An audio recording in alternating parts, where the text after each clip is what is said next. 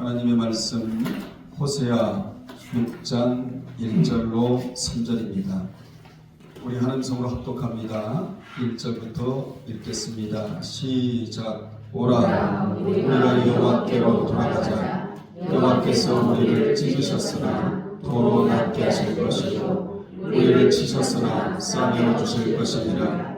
여호와께서 이틀 후에 우리를 살리시며 셋째 날에 우리를 일으키시리니 우리가 그의 앞에서 살리라. 그러므로 우리가 여호와를 알자. 힘써 여호와를 알자.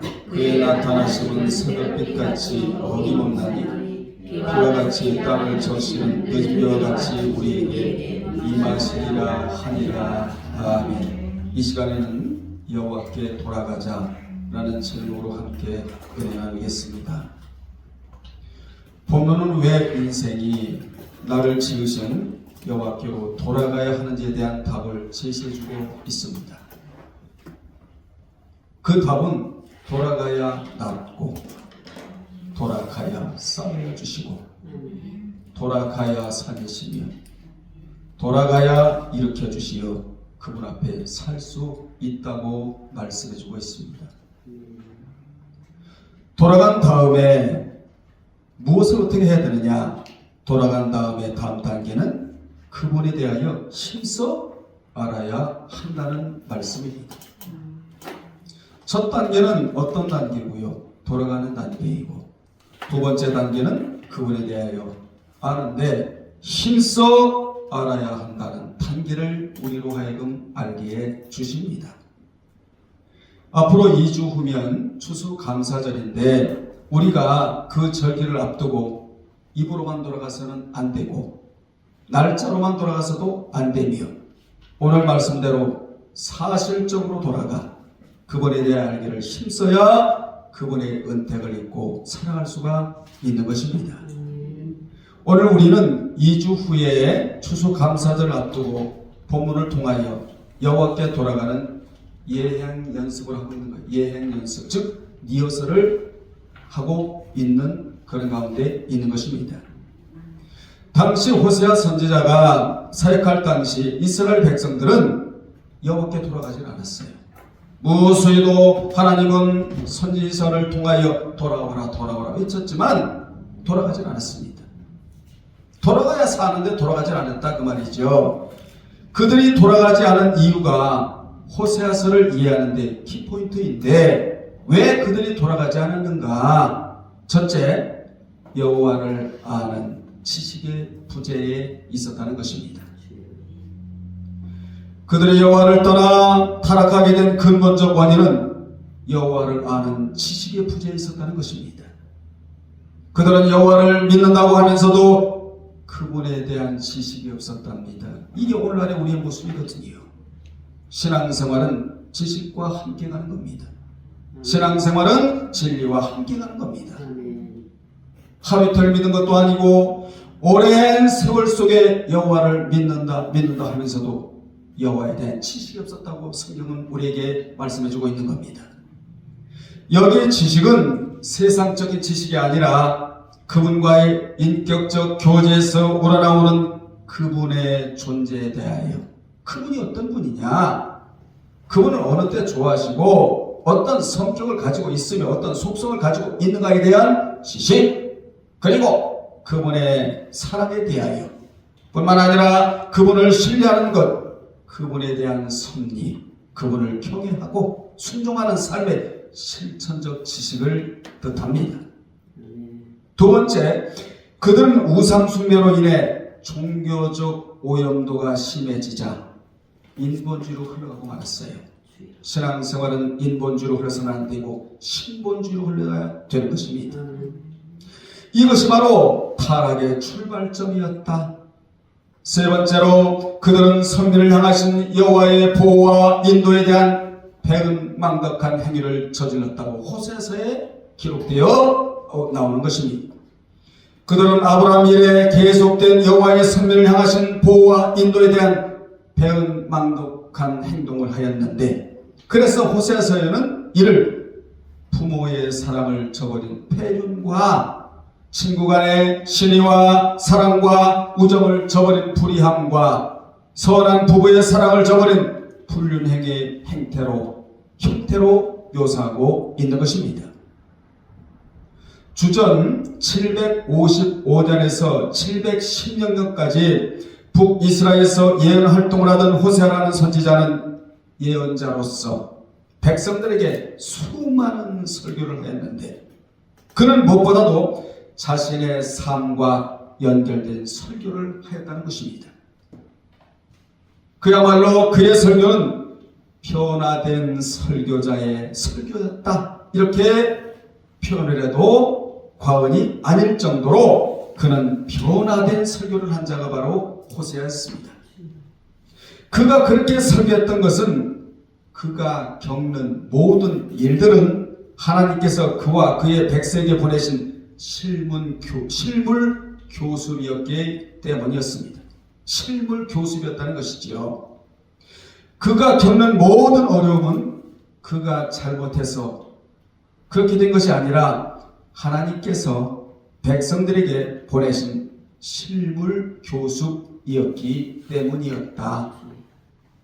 그가 그렇게 어려움을 참으면서도 설교를 하니 그를 보고 교훈을 받으라고 하나님께서 호세아에게 그런 어려움을 주었다는 것입니다. 호세아서의 핵심 주제는 따라합시다. 오라. 우리가 여호와께로 돌아가자. 이것이 핵심 주제예요. 호세아 선지자는 이스라엘 백성들에게 그 핵심 메시지를 전하기에 앞서 먼저 그는 그 메시지대로 살아야만 했다. 여러분들이요, 이러니 얼마나 호세아 선지자가 힘들었겠는가 한 가늠해 볼 수 있잖아요. 그는 메시지를 전한 대로 삶을 살았다. 이게 참으로 어려운 겁니다. 입으로는 얼마든지 메시지를 전할 수 있지만 그 메시지를 전한 것 따라서 삶을 살아간다는 것은 보통 어려운 게 아니거든요. 그는 메시지와 삶과 같은 삶을 살았다. 이것이 우리에게 주는 교훈이거든요. 여기서 우리는 구약과 신약의 특징은 둘 다 기독교는 요구하는 종교가 아니라 보여주는 종교라는 것을 우리로 하여금 알게 해요. 여러분들이요, 사람이 요구하기는 쉬워도 보여주기는 매우 힘이 듭니다. 그런데 호세아는 먼저 하나님을 믿는다는 것을 몸소 보여주고자 했다. 다시 한번 강조합니다. 기독교는 요구하는 종교가 아니에요. 기독교는 보여주는 종교이다. 꼭 기억하시기를 주님의 이름으로 축원합니다. 호세아는 하나님의 명령에 따라 고멜이라는 여인과 결혼하였지만 그 결혼 생활은 그에게 크나큰 슬픔과 치욕과 괴로움을 가져다 주었습니다. 그것은 바로 아내가 바람이라는 것인데 아내는 호세아와 살면서도 불륜을 저질렀다고 성경은 우리에게 말씀해주고 있는데 그는 자기 아내의 죄로 말미암아 자신의 가정에서 깊은 고뇌를 경험하게 됩니다. 그 당시 호세아로서는 견디기 힘든 고난이었는데 그의 가정생활은 하루도 편할 리가 없었습니다. 선지자로서 오늘날로 말하면 목사로서의 사역은 매우 취약해질 수밖에 없었는데 하나님이 호세아에게 음란한 고뇌를 맞이하라고 호세아 1장 2절에 명령하신 것은 그를 통해 죄인을 회복시키시는 하나님의 구원 사역을 예표하고 있는 것입니다. 호세아와 고멜 간의 관계는 인간이 납득하기 힘든 이 같은 하나님의 섭리는 죄인들을 구속하신 그리스도의 사역을 예표하고 있는 거예요. 우리는 의론자가 아닙니다. 저도 죄인이고 여러분도 죄인이고 고멜도 죄인이고 호세아 선지자도 죄인이고 이 죄인을 대속할 우리 주 예수 그리스도를 호세아서에서 예표하고 있다. 이같이 호세아는 자신의 잘못에서 비롯된 것은 아니었기 때문에 호세아 선지자는 묵묵히 이스라엘을 향한 사역을 계속하였습니다.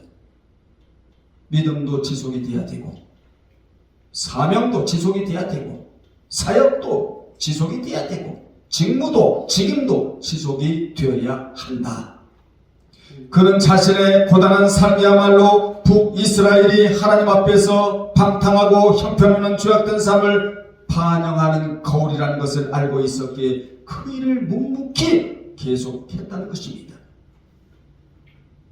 즉 자신의 아내가 자신에게 그렇게 속을 썩이는 것이 곧 이스라엘 백성들이 하나님을 향하여 그렇게 못된 짓을 하는 것과 같다는 것을 알았다라는 거예요. 하나님은 내가 내 아내 때문에 그렇게 속이 타들어가듯이 나도 내 백성들 때문에 속이 타들어간다는 것을 보여주시기 위해 호세아에게 누구를 붙여줬다고요? 호멜이라는 아내를 붙여줬다는 것입니다. 여기서 우리는 무슨 교훈을 받아야죠? 하나님이 오늘날도 마음이 타들어간다. 누구 때문에? 저와 여러분 때문에. 하나님이 말씀을 주셨건만 이 말씀대로 살지 못한 것에 대하여 하나님이 속이 타들어간다는 것입니다. 지금 왜 그렇습니까? 하나님도 지정의가 있고 인격이 있기 때문에 그렇습니다. 하나님도 이모션, 감정이 있기 때문에 그렇다 그 말입니다.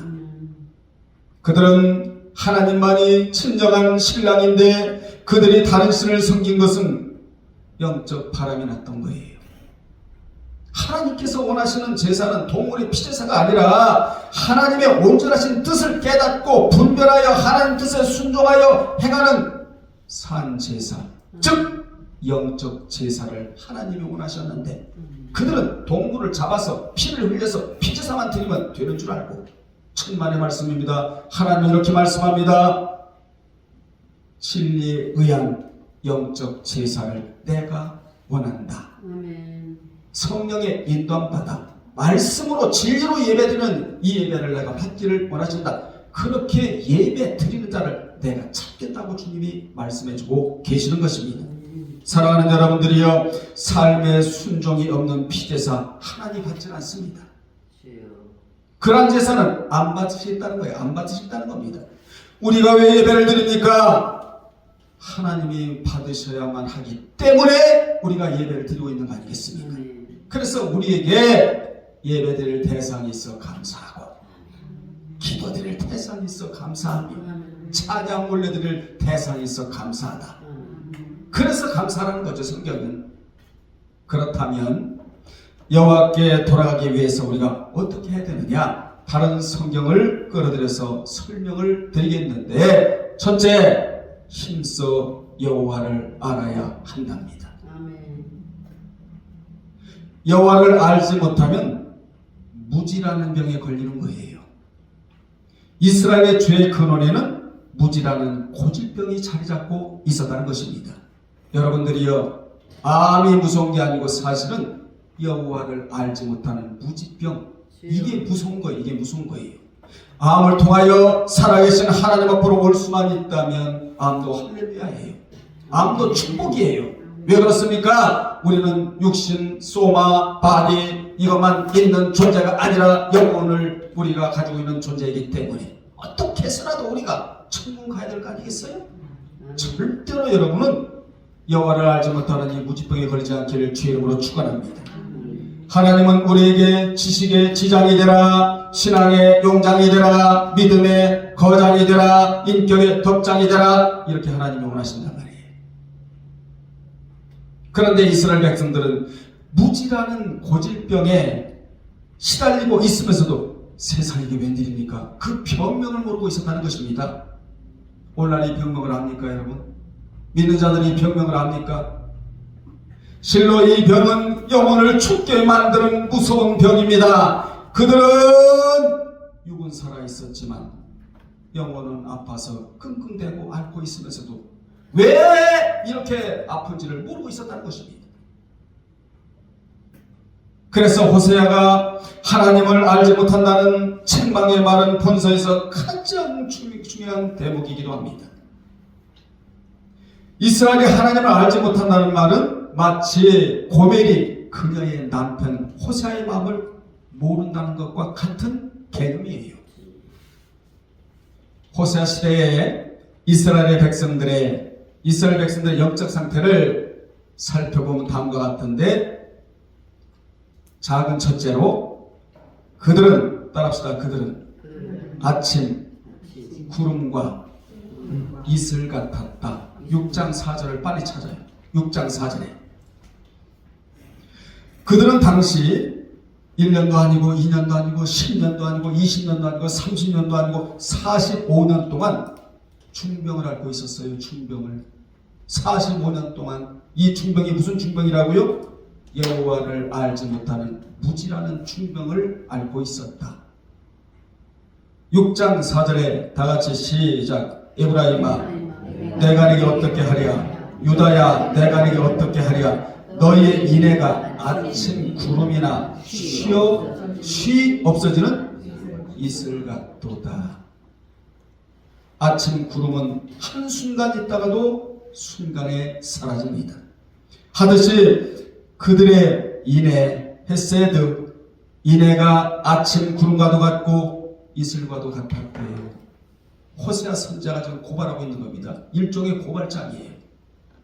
그들에게는 대인관계가 엉망이었다는 것입니다. 그래서 믿는 자는 대신관계, 그리고 대인관계, 그리고 대화관계가 원만해야 한다. 대신관계는 기도와 경외와 순종함으로, 대인관계는 용서와 긍휼로, 대화관계는 세속으로부터 자신을 보호하는 것. 이 세 가지 단계가, 우리는 이 세 가지 관계가 아주 원만해야 돼요. 아멘 합시다. 그러기 위해서는 성경에 기록된 말씀을 정확하게 여러분이 들어야 돼요. 아마 우리 교회같이 설교하는 교회가 세계에서 한 군데도 없다는 걸 나는 확신합니다. 왜 말씀을 읽어놓고 엉뚱한 소리를 자꾸 하고 있냐 이 말에 강단에서 거의 다 본문을 읽어놓고 엉뚱한 얘기만 하고 있어요. 하나님의 의도가 어디 있느냐? 하나님이 오늘 이 강단에 내려오실 수가 없기 때문에 영이시라서 우리 눈에 안 보이니까 하나님의 목회자를 대신 세워 주셔서 내 음성을 내지 말고 하나님의 입에서 나오는 생명의 음성, 성원, 이 음성을 내라고 강단의 목사를 세워 주셨거든요. 그 주일날은 엉뚱한 얘기 하는 거 아니에요. 하나님의 의도, 목적, 계획, 뜻을 여러분들에게 전하는 날이 주일날이란 말이에요. 그대로 증거해야지 왜 엉뚱한 얘기만 자꾸 하고 있냐 이 말이에요. 이게 가장 저는 속상하다 이 말이죠. 말씀만을 여러분이 들어야 되고 저는 말씀만 전해야 되고 문화, 경제, 스포츠, 시사, 정치 저보다 여러분이 더 잘 알아요. 저는 여러분보다 조금 더 안다는 건 뭐냐? 말씀을 좀 더 안다는 거. 이걸 전해 주라고 하나님이 강단에 세워주셨거든요. 두 번째 7장 8절로 갑니다.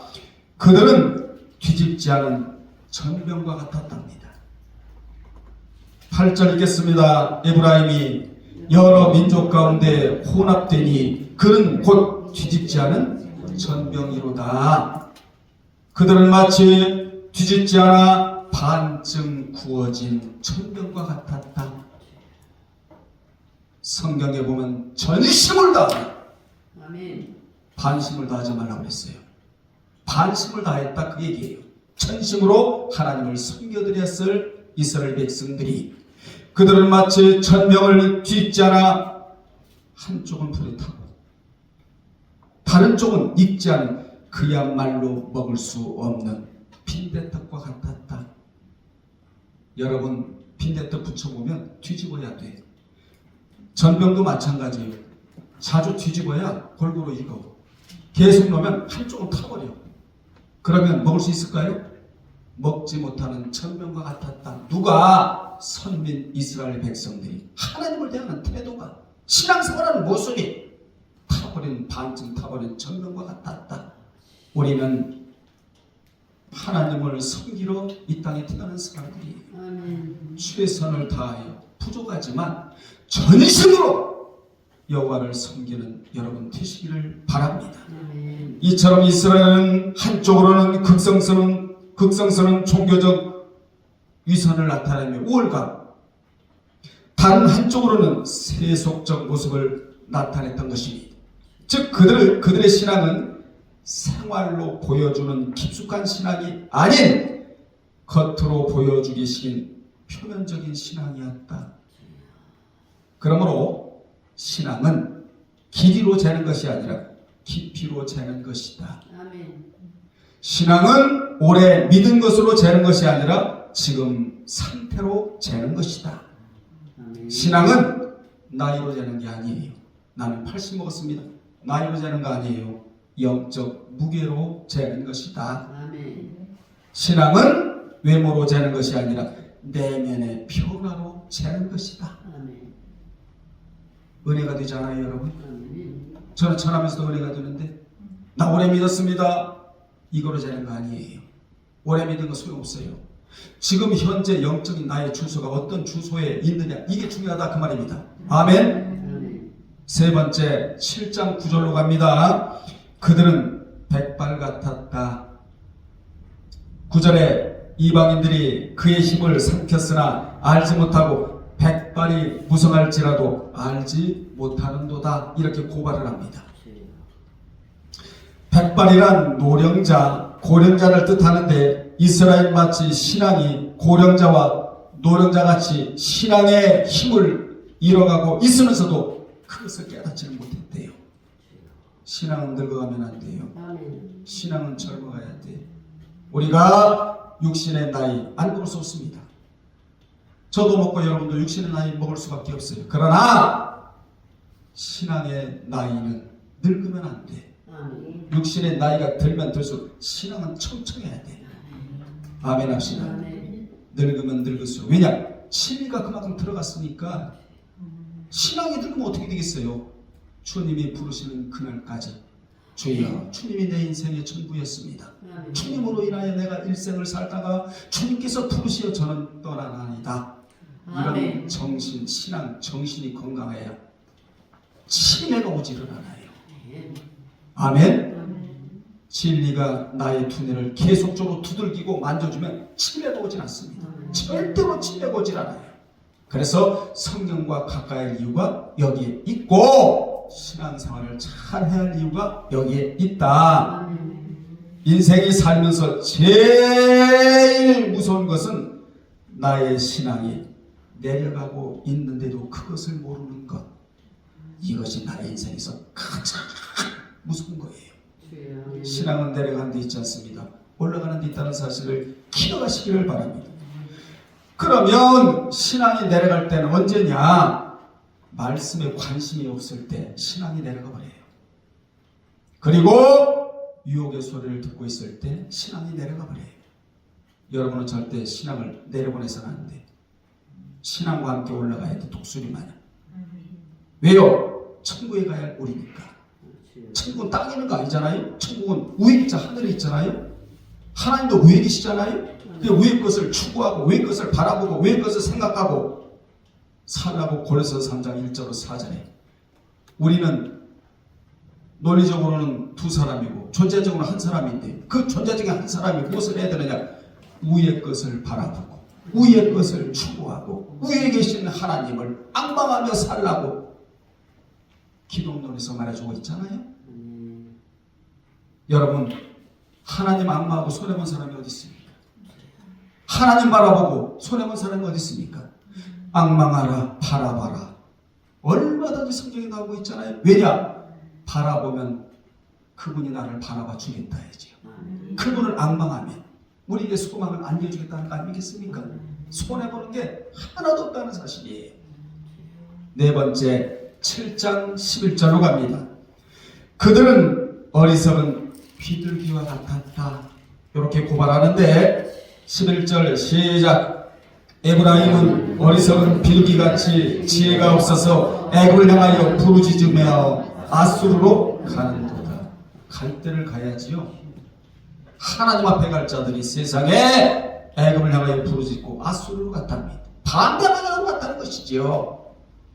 그 당시 에브라임은 어리석은 비둘기같이 지혜가 없어서 생존을 위해 전전긍긍하며 아수르와 애굽에 번갈아가며 초공을 바쳤답니다. 얼마나 아까워요, 여러분. 왜 마귀에게 초공을 바칩니까? 하나님께 예물로 드려야지.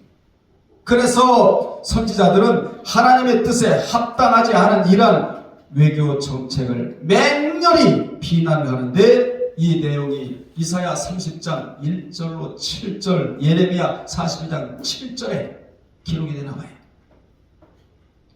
어리석은 비둘기는 마음이 안정되지 못한 채 여기저기 날아다닙니다. 이는 믿는 자가 여기 가도 만족이 없고 저기 가도 만족이 없는 채 살아가는 상태를 말해주고 있는 거예요.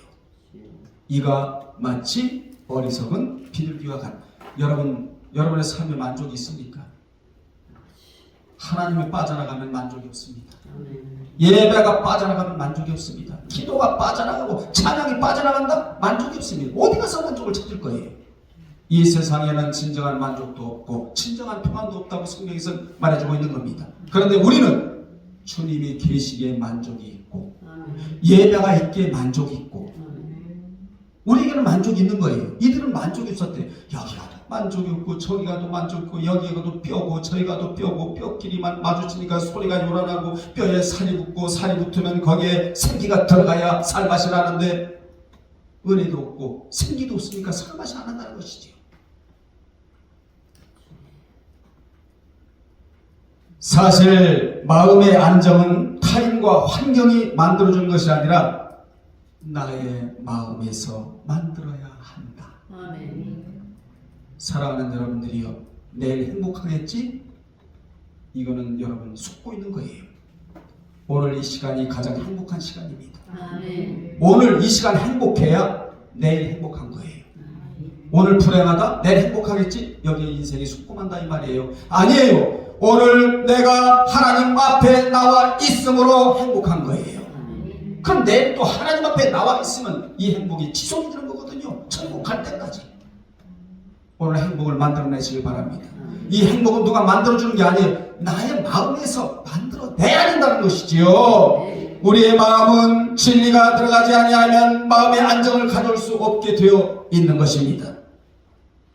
누구같이? 하와같이 하와의 마음에 진리가 들어가지 않으니 그 마음에는 반죽이 없었다고 되어 있잖아요. 그러자 그는 이분법적 신앙생활을 했다. 한쪽에는 하나님의 말씀이 들려오고 한쪽에는 마귀의 말이 들려오는데 마귀의 말이 들려올 때는 귀를 닫고 하나님 말씀이 들려올 때는 귀를 열어야 되는데 이걸 못했다는 거예요. 자기가 재판장 노릇을 해먹어서 중간에.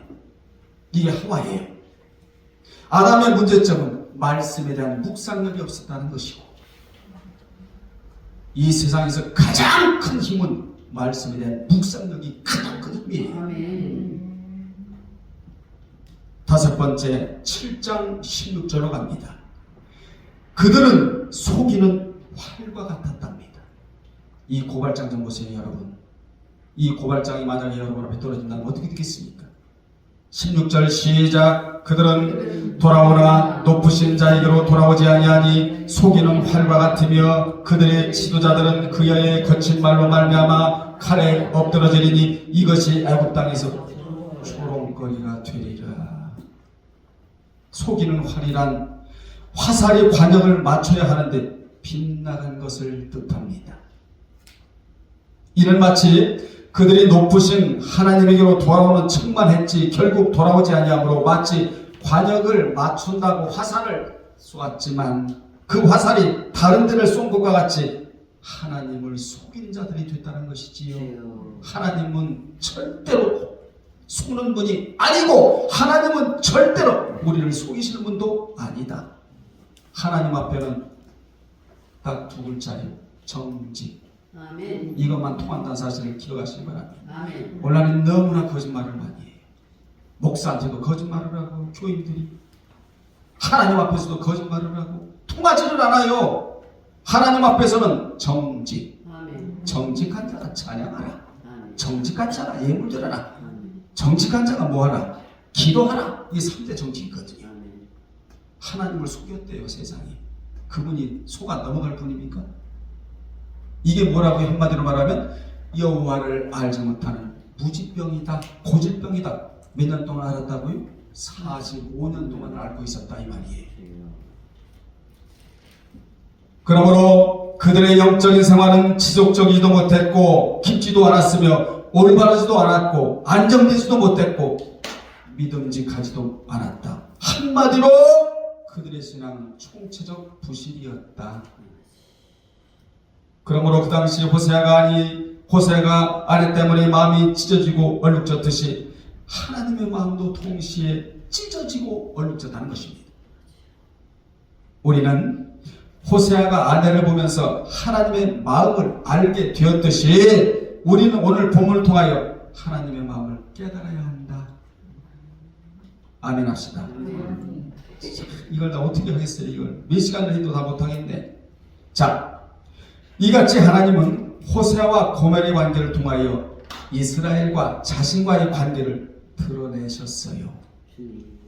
이 관계를 드러내신 것은 오고 오는 세대가 호세아와 고멜의 관계를 보면서 하나님과 믿는 자의 관계가 이렇게 되면 된다 안 된다? 안 된다는 것을 교훈하시고자 하셨다. 이런 관계를 임하여 깨진 관계라고 말한다. 여러분, 하나님과의 관계가 깨져버리면요, 하나님과 등지게 되어 있다고. 그럼 사고치게 되어 있는 거예요. 우리는 이런 관계가 되면 큰일 난다는 사실을 기억하시기 바랍니다. 이러한 상황에서 호세아는 이스라엘 백성들에게 하나님께로 돌아오라! 이렇게 외치고 있는 거죠. 하나님께로 돌아오라. 이게 살 길이다. 그리고 그들에게 죄로 인해 고통을 느끼며 회개하는 기도를 드리라고 외쳤고, 그리고 우리가 알자, 우리가 힘써서 여호와를 알자라고 외쳐내고 있는 겁니다.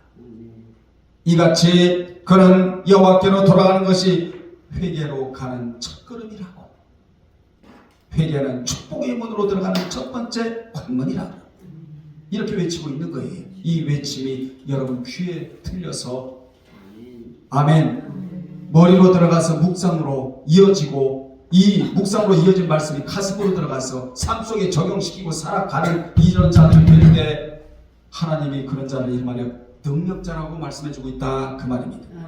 호세아는 여호와께 돌아가야 그분이 행하시는 일을 볼 수 있고 그분의 발자국을 찾을 수 있을 뿐만 아니라 그분의 의도의 뜻을 알 수 있게 된다고. 그러므로 이 세상에서 가장 아름다운 풍경이 있는데, 이 풍경은 그림이 아니에요. 피카소의 그림이 아니에요. 솔맨의 예수님의 그림이 아니에요. 가장 아름다운 그림, 가장 아름다운 풍경이 뭐냐? 그것은 바로 인간이 하나님의 품 안으로 돌아가는 것. 아멘. 여러분이 하나님의 품 안으로 돌아간다면 이 세상에서 가장 아름다운 풍경이자 가장 아름다운 그림이 되는 것입니다. 아멘. 여러분들이요, 우리가 원래 머물러야 할 자리가 있단 말이에요. 그 자리가 어디냐? 하나님의 품 안입니다. 아멘. 여러분이 있어야 할 자리가 하나님의 품 안이에요. 돌아가야 할 자리가 하나님의 품 안. 문제가 있다 할지라도 영원의 하나님 품 안에 내 고개를 묻으면 되는 거예요. 아멘. 그러므로 인생에 있어서 가장 중요한 자리가 바로 어디라고요? 하나님의 품 안이다. 하나님의 품 안은 차갑지 않습니다. 따뜻해. 아멘. 죄를 짓고 가며 회개하며 가도 품어주시고, 문제가 있어도 품어주시고, 고통이 있어도 품어주시고, 역경이 있어도 품어주시고, 슬픔이 있어도 품어주시는 하나님의 품 안. 이 품 안으로 저도 돌아가고 여러분도 돌아가야 될 줄로 믿습니다. 이제 큰 두 번째 3절로 갑니다. 호세아 6장 3절에 그의 나타나심은 새벽의 빛같이 어림이 없대요. 어린 식물들이 언제 쑥쑥 자라납니까? 이른 아침에 떠오르는 태양의 덕을 볼 때 자라납니다. 태양은 만물을 생동하게 합니다. 이 청명한 햇살이 생명력과 생기를 마음껏 품어내게 하는 것입니다. 그러므로 어린 식물들에게 있어서 햇빛은 하늘의 은혜예요.